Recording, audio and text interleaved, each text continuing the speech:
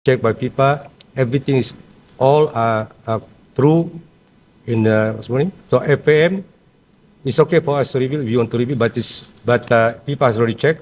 To us is we just follow FIFA punya instruction. Nah, kita tidak mau kan ajuan kita kepada FIFA ditolak, akhirnya FIFA tidak percaya kepada kita lagi, seakan-akan kita memaksakan.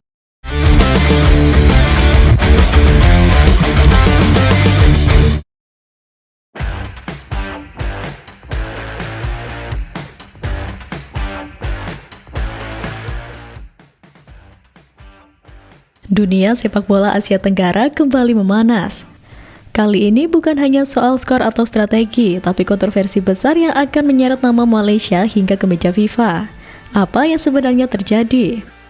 Ledakan awal datang dari Vietnam. Media-media di sana ramai memberitakan dugaan Malaysia terkena sanksi FIFA karena dianggap curang dalam proses naturalisasi. Pembahasan desas-desus pemain naturalisasi tersebut meningkat setelah Malaysia membantai Vietnam di putaran ketiga kualifikasi Piala Asia 2027. Sontak warga Vietnam dan ASEAN terus mencurigai asal-usul kelima pemain naturalisasi yang menambah kekuatan Malaysia. Mereka bahkan langsung membandingkan program naturalisasi Malaysia tuai pro kontra daripada timnas Indonesia. Asal-usul darah keturunan keluarga para pemain diaspora timnas Indonesia sudah terbukti jika dibandingkan dengan Malaysia. Oleh karena itu, media asal Vietnam The Tau 247 menyoroti kabar media massa terkait perilaku curang FAM berujung di sanksi FIFA dan AFC. Banyak situs berita Indonesia meyakini Malaysia beresiko didenda berat karena perilaku curang dalam naturalisasi pemain sebelum pertandingan melawan tim nasional Vietnam. Tulis The Tau 247 dalam laporannya dikutip Senin kemarin. Berbagai laporan berita menyebutkan FIFA memberikan sanksi berupa denda berat atas pelanggaran program naturalisasi pemain Malaysia. Status 5 pemain naturalisasi Malaysia yang menjadi polemik diantaranya John Irazabal dari Spanyol, Rodrigo Holgado dari Argentina, dan Facundo Garces dari Argentina. Lebih lanjut, ada penyerang naturalisasi Malaysia Emmanuel Machuca berasal dari Argentina dan Joao Figueiredo kelahiran dari Brazil. Media Vietnam itu mengutip laporan kabar berita soal negara ASEAN dapat peringatan, sedangkan FAM dihukum resmi oleh FIFA dan AFC. The Tau 247 menambahkan dugaan hukuman dari FIFA dan AFC yang mencuat karena dianggap ilegal. Kemudian mereka menyoroti soal skandal naturalisasi Malaysia telah heboh sejak awal 2025 lalu. Kehebohan tersebut terjadi pasca media asal Jepang dan Inggris membicarakan ada investigasi mendalam soal pemain asing Malaysia. Jika mengacu pada regulasi FIFA, program naturalisasi dianggap legal apabila sudah melewati 2 jalur. Pertama, residensi mengharuskan pemain tersebut sudah tinggal di negara yang akan dituju dan harus minimal berusia 18 tahun. Kedua, program naturalisasi akan lancar jika memiliki darah keturunan hingga tingkat kakek nenek. Federasi Sepak Bola Malaysia belum memberikan pengumuman resmi terkait insiden ini. Tepat di bawah artikel, saluran TV One News juga mengatakan bahwa kantor berita besar Malaysia belum menerima informasi yang dapat dikonfirmasi tentang masalah ini. Semuanya perlu menunggu FAM untuk angkat bicara. Demikian laporan dari The Tau 247.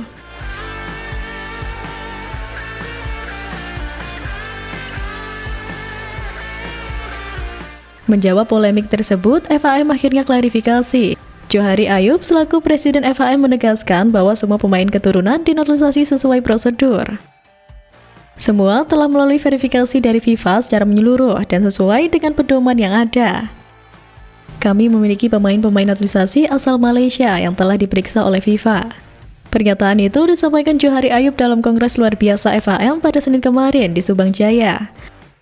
Banyaknya spekulasi mengenai pemain naturalisasi Malaysia di publik Asia Tenggara ini tak lepas dari sikap FAM itu sendiri, yang tidak membuka latar belakang dan garis keturunan Malaysia sang pemain. Publik terlalu skeptis bagaimana bisa Malaysia memiliki pemain keturunan yang berada di Amerika Selatan. Keraguan ini wajar karena secara historis dan demografis, Malaysia nyaris tak memiliki jejak diaspora atau garis keturunan dari kawasan tersebut. Berbeda dengan Indonesia yang memang memiliki sejarah panjang kolonialisme Belanda dan komunitas keturunan Indo-Belanda yang tersebar hingga ke Eropa. Jika tidak disertai dengan bukti konkret, hal ini akan terus menjadi masalah yang selalu dipertanyakan di masa mendatang.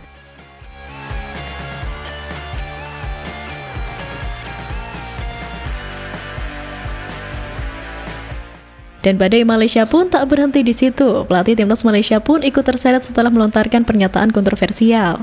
Lamovski dinilai telah membuat pernyataan yang menggemparkan publik pasca kemenangan timnas Malaysia atas Vietnam. Johari mengatakan Klamowski harus mengklarifikasi klaimnya tentang sabotase internal dan campur tangan politik.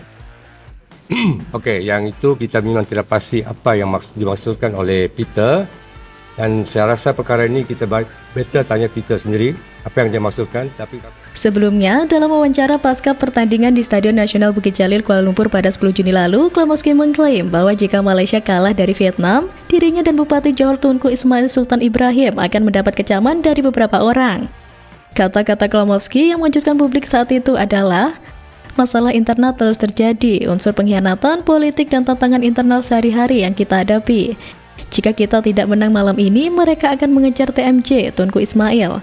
Mereka akan mengejar saya, mengatakan saya pelatih yang buruk. Mereka akan menyalahkan para pemain.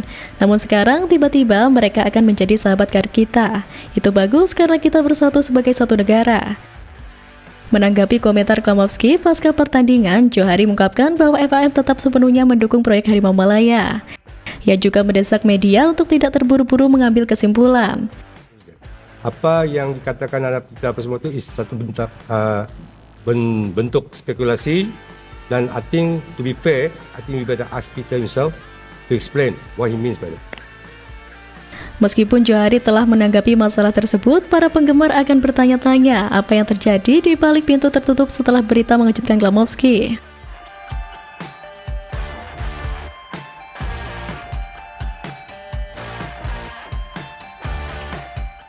Sementara itu, menjelang laga panas melawan Timnas Indonesia U23, Timnas Malaysia U23 malah justru menghadapi sederet masalah. Meski banyak tantangan, pelatih Nafuzi Zain bertekad memaksimalkan sisa waktu persiapan agar tim muda Malaysia mampu bersaing di Piala AFF U23 2025. Kami belum berkesempatan menggelar latihan terpusat sejak saya mengambil alih, ujar Nafuzi kepada Harian Metro Senin kemarin. Meski persiapan tergolong mepet, Nafuzi yakin pasukan muda Harimau Malaya bisa menunjukkan performa terbaiknya di kejuaraan nanti. Dari segi persiapan, Timnas Indonesia U23 bisa dibilang lebih bagus dari Malaysia. Tim asuhan Gerald Vandenberg sudah mempersiapkan diri sejak 20 Juni lalu dalam training camp yang berlangsung di Jakarta. Garuda Muda akan menantang Malaysia pada 21 Juli di SUGBK. Laga ini bisa berjalan seru karena ada gengsi di dalamnya. Situasi ini pun tak lepas dari perhatian Ketua Umum PSSI Erick Thohir yang mengaku sudah lama menantikan momen pertemuan kembali dengan Malaysia. Erick Thohir sesuai drawing mengaku kangen dengan Malaysia, apalagi saat Erick Thohir membuka nama calon lawan. Undangan berharap nama Malaysia akan muncul. Ternyata benar, pas kocokannya dengan Malaysia, memang sudah lama dan kangen bertemu dengan Malaysia, ujar Erick.